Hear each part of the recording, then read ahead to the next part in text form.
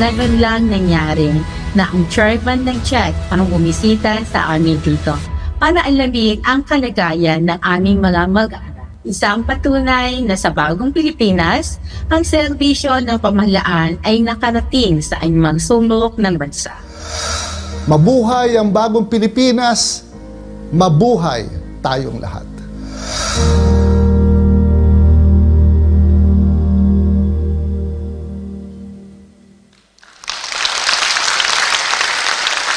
Thank you, Chair Popoy, and congratulations to CHED for all these achievements in the higher education sector. Ladies and gentlemen, at this juncture, to introduce our guest of honor and speaker, may we call on Executive Secretary Lucas P. Bersamin.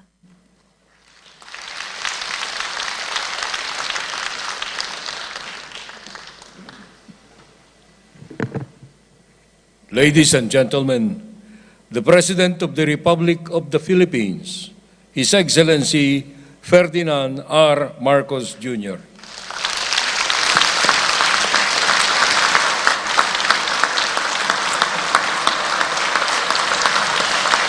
Maraming salamat. Thank you to our Executive Secretary, Secretary Luke Bersamin. Please be seated.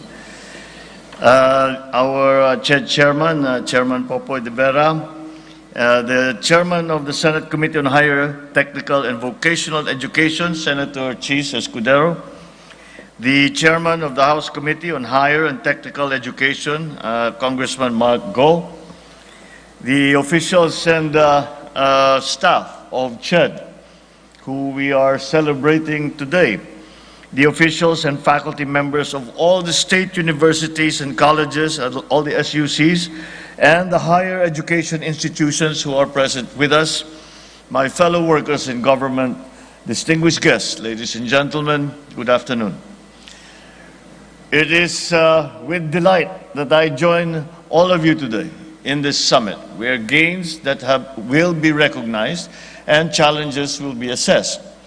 Strategies have been identified that will move higher education forward.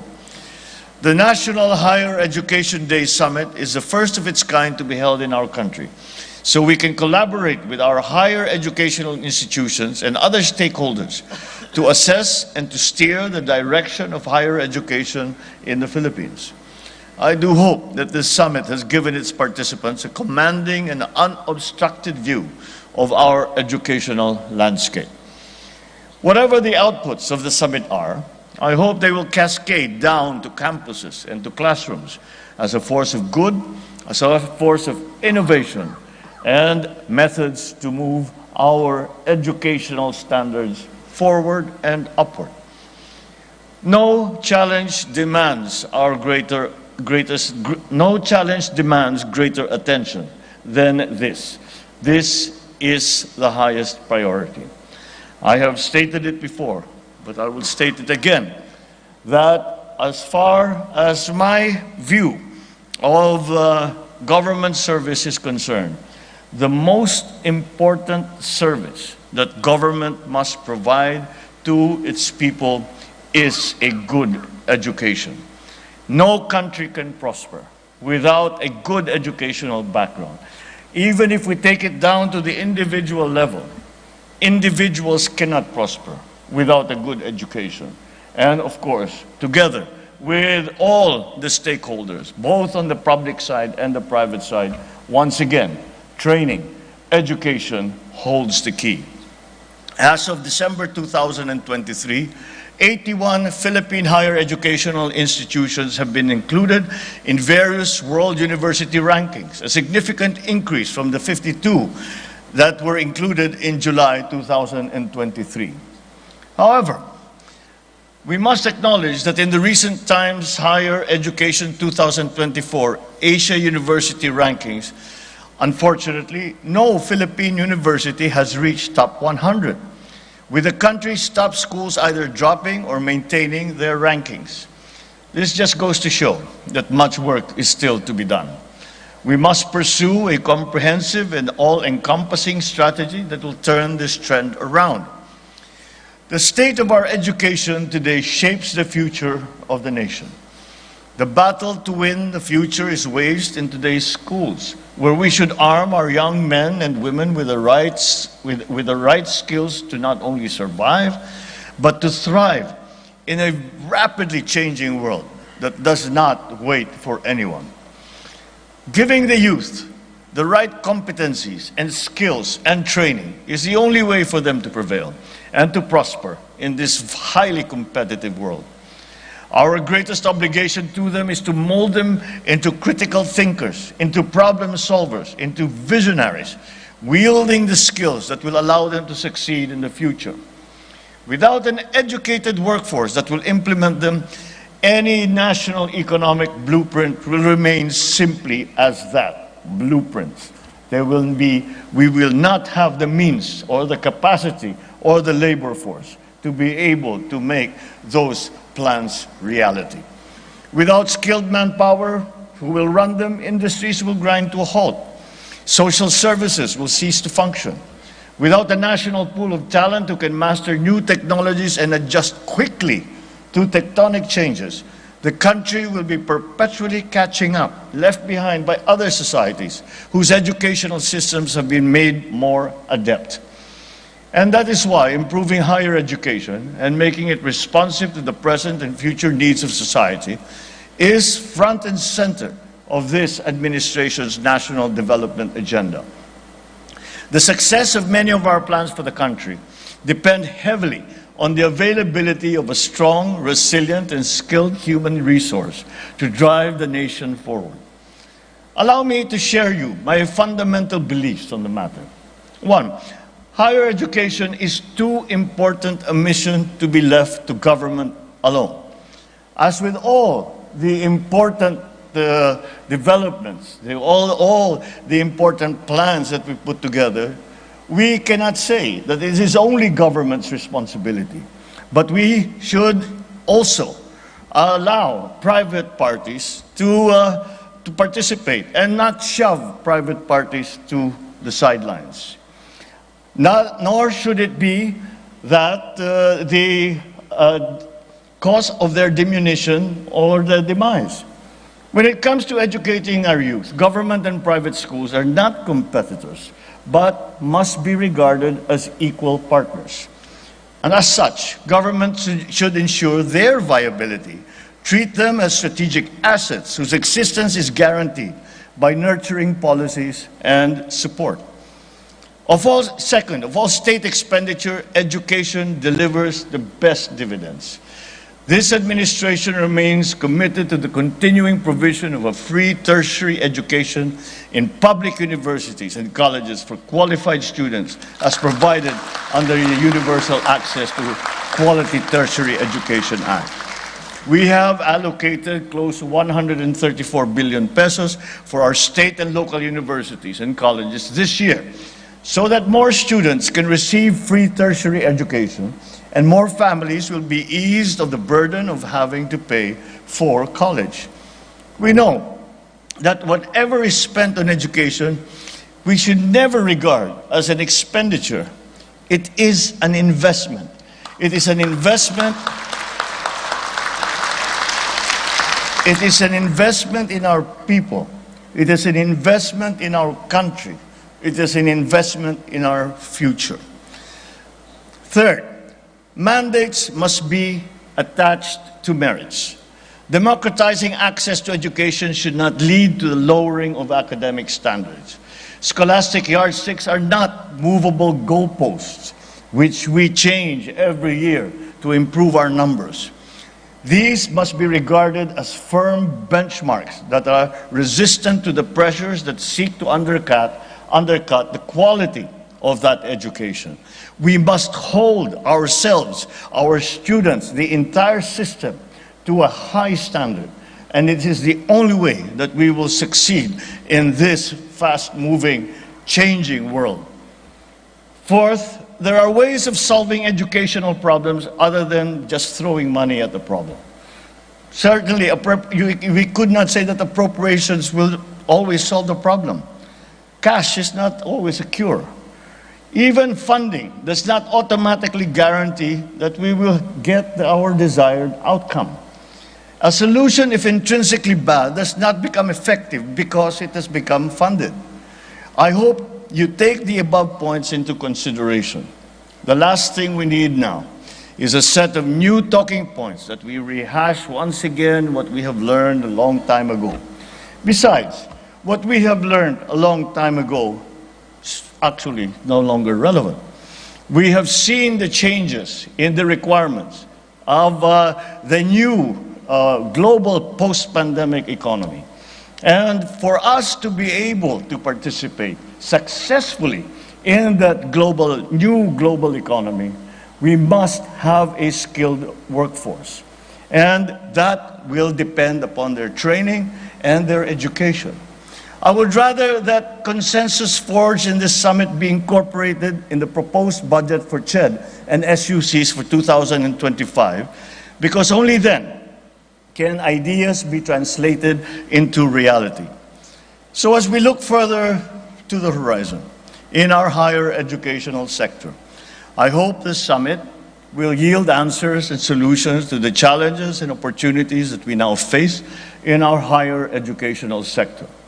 And so I encourage every stakeholder here to work with us and strengthen our efforts towards an inclusive, equitable, accessible, and sustainable higher educational sector.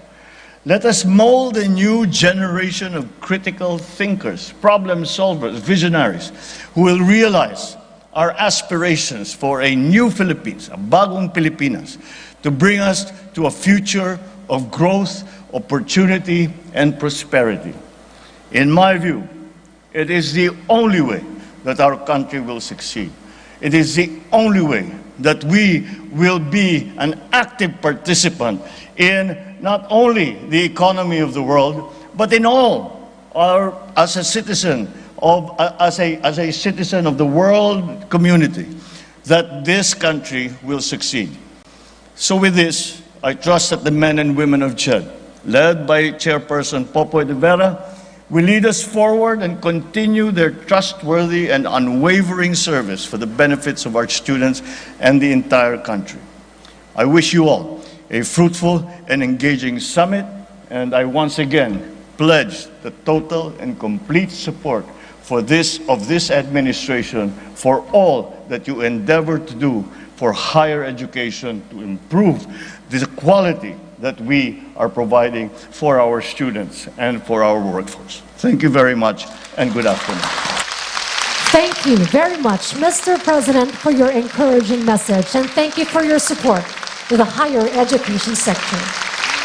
At this point, may we request the President to kindly grant us a photo opportunity. We'll have 3 sets of photo ops this afternoon. May we please call on stage the set 1, CHED commissioners and officials, UniFAST board members, and select officials of the state universities and colleges and higher education institutions for the set 1 photo op. Thank you.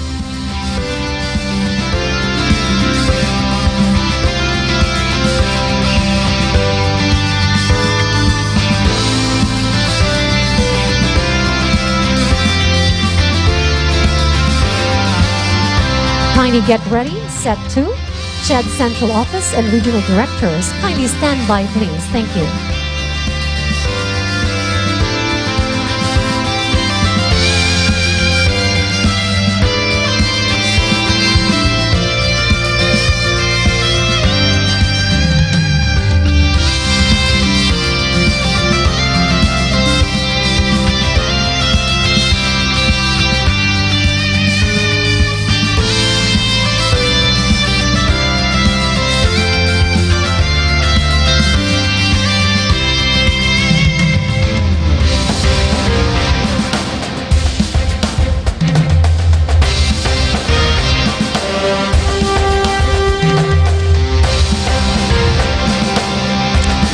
Very much. Please exit to your right. We now move on to our set 2. May we please call on stage CHED Central Office and Regional Directors.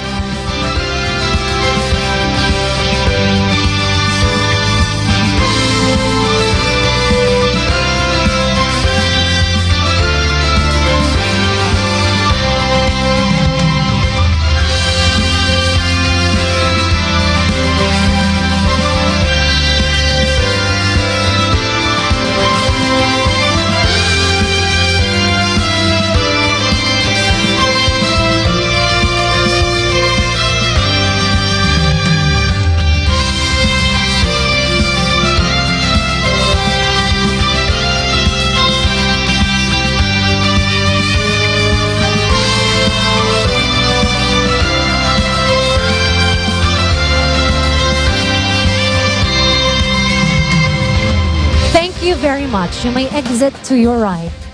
For the last set of photo op, may we request the President for a group photo. We request the President to alight the stage, please, to join all our guests. Everyone, please come towards the center aisle and come a bit closer to the stage as we will have a group photo with President Ferdinand R. Marcos Jr. Thank you.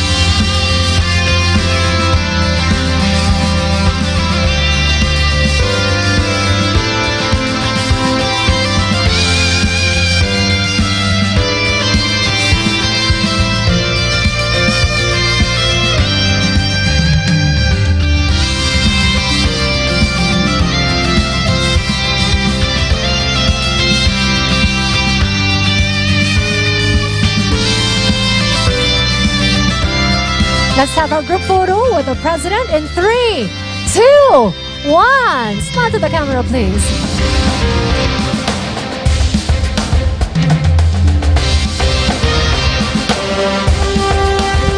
And ladies and gentlemen, that concludes our photo opportunity with President Ferdinand R. Marcos Jr. Thank you very much, Mr. President, for gracing us with your presence this afternoon. May we request everybody to kindly go back to your respective seat. Thank you very much.